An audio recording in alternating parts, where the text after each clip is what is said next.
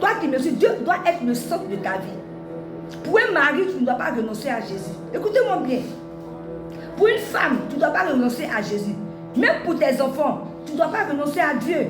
C'est-à-dire que rien sur la terre ne doit t'empêcher de glorifier et de servir ton Dieu. Shalom, shalom, peuple de Dieu, que Dieu vous bénisse abondamment. Nous sommes à édifier, moi, avec Pasteur Gloire. Et je suis heureuse toutefois que je prends la parole pour vous édifier. Et comme je le dis tous les jours, mon but, c'est de voir des chrétiens qui marchent dans la vérité.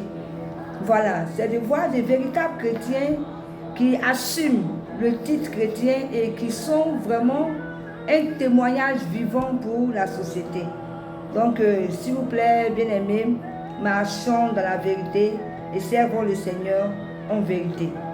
Mon thème de ce jour est « Celui qui abandonne tout pour Dieu ne reste jamais sans récompense ». Alors, on va prendre notre Bible dans Marc 10, à partir du verset 28, qui dit « Pierre se mit à lui dire, « Voici, nous avons tout quitté et nous t'avons suivi. » Jésus répondit, « Je vous l'ai dit en vérité, il n'est personne qui, ayant quitté à cause de moi et à cause de la bonne nouvelle sa maison, ou ses frères, ou ses soeurs, ou sa mère, ou son père, ou ses enfants, ou ses terres, ne reçoivent au centuple présentement dans ce siècle-ci des maisons, des frères, des soeurs, des mères, des enfants et des terres, avec des persécutions, et dans le siècle à venir, la vie éternelle. Que Dieu vous bénisse. Alors nous constatons dans ce passage que suivre Dieu, c'est un sacrifice, c'est faire un sacrifice, bien aimé, suivre le Seigneur. C'est renoncer à beaucoup de choses. C'est abandonner aussi beaucoup de choses, bien aimé. Et ici, Pierre pose la question à Jésus. Voici, nous avons tout quitté et nous t'avons suivi. Pierre voulait entendre un peu Jésus lui dire quelque chose, mais qu'est-ce que nous pouvons avoir? On a quitté nos pères, on a quitté nos mères, nos terres, tout ce qu'on avait. Et nous t'avons suivi. Mais quelle récompense que nous pouvons avoir? Et Jésus lui a dit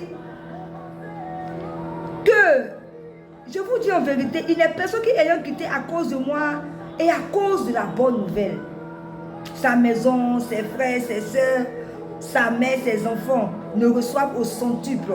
Présentement dans ce siècle des maisons, des frères, des enfants, des terres, etc. Et dans le siècle à venir. Jésus voulait dire par là que il n'y a personne qui fera ce sacrifice, abandonner son père, sa mère, ses frères, ses soeurs, avec quoi persécution, pour dire que ça ne sera pas facile. Pour dire que pour le suivre là, ça ne sera pas facile, bien aimé. Souvent les gens qui viennent vous évangéliser pour vous dire, venez, venez, avec Dieu là, c'est le miracle. Avec Dieu là, c'est la totale, il n'y a plus de souffrance. C'est faux, bien aimé. Parce que Dieu n'est pas, Dieu sait faire les choses. Et il les fait tout doucement. Parce que lui là, il arrange tout. Il sait faire tout. Ce n'est pas de la magie avec le Seigneur. C'est étape par étape. Amen. Donc Jésus dit à Pierre qu'il n'y a personne qui quittera son père, sa mère, ses frères, ses terres, qui viendra à moi, qui ne sera pas récompensé dans ce siècle-ci, c'est-à-dire dans le monde où on est là. Non seulement tu seras récompensé, et puis tu seras encore récompensé au ciel, parce que tu auras la vie éternelle. Mais pour dire que quoi?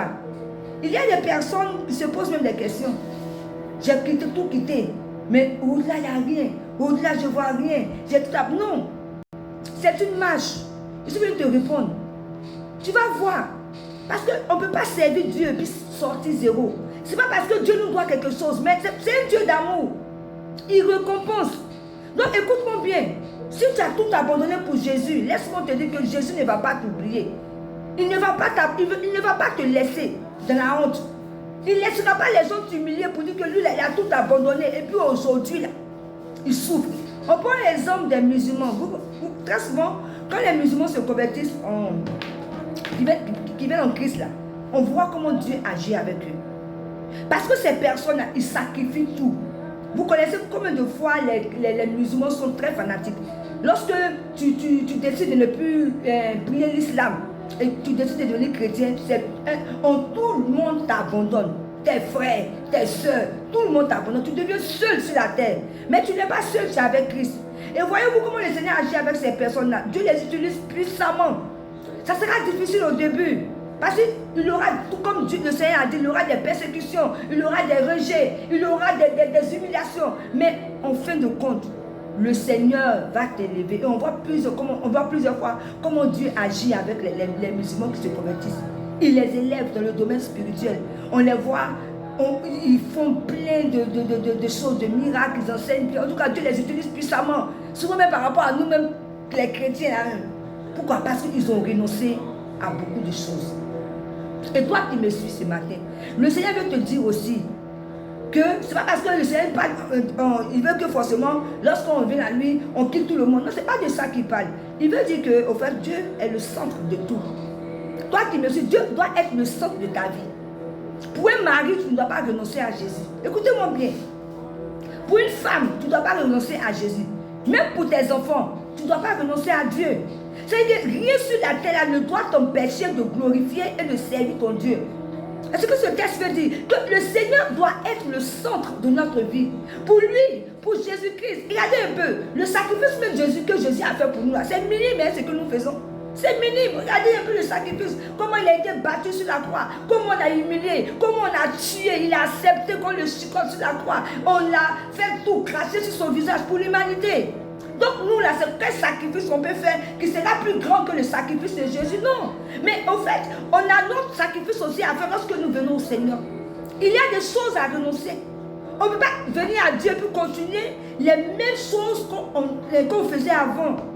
Parce qu'aujourd'hui, c'est ce qui trompe beaucoup de chrétiens. Les gens viennent à Christ, mais avec les mêmes attitudes, avec les mêmes comportements, avec les mêmes manières d'agir. Non, notre Dieu est un Dieu de transformation. Jésus transforme, bien aimé. Alors, lorsque nous venons à Christ, il y a un processus. On doit renoncer à beaucoup de choses. Si tu es quelqu'un qui aimait les maquis, qui aimait les bars, qui aimait coucher avec les femmes en désordre, qui aimait la cigarette, qui aimait la drogue, non, tu vas commencer à arrêter. Tu vas commencer à travailler sur ta vie afin que tu puisses abandonner ces choses. Venir à Jésus, écoutez-moi bien, chrétien, c'est un renoncement total. On ne peut pas venir à Jésus puis rester la même personne, non. Vous voyez? Donc, quand tu viens à Christ, il y a des renoncements, il y a des choses que tu dois abandonner. Le Seigneur doit être le premier dans ta vie. Il doit être le centre, non seulement dans ton cœur et dans ta vie. Parce qu'il y a des personnes qui le font avec leur habitude, ils montrent aux gens, mais le cœur est pourri. Non, la transformation part du cœur, de l'intérieur d'abord, pour réjaillir à l'extérieur. C'est-à-dire que la transformation que le Seigneur sera en train de faire sur ta vie là, doit commencer d'abord à l'intérieur de toi, dans ton cœur, et après encore ça réjaillit sur ton physique, et on sait que vraiment tu es transformé. Que le Seigneur soit le centre de notre vie. Et sachez que le marche avec Dieu, c'est un renoncement. Personne ne peut vous empêcher de servir Dieu, même pas ta maison, même pas ton travail. Il y a des personnes que les travail, les prennent tout le temps, ils n'arrivent même pas à prier, ils n'arrivent même plus à partir à l'église, ils n'arrivent même plus à méditer. Non, ce genre de travail ne peut pas t'envoyer à la vie éternelle. Donc, même pas le travail que tu fais, même si le travail te donne à manger, mais bien aimé, demande à Jésus un travail qui peut t'aider à le suivre, un travail qui peut te permettre à toujours glorifier le Seigneur. Parce que c'est vrai que ça va te servir encore d'avoir un bon travail et puis tu as perdu Christ. Non, que servirait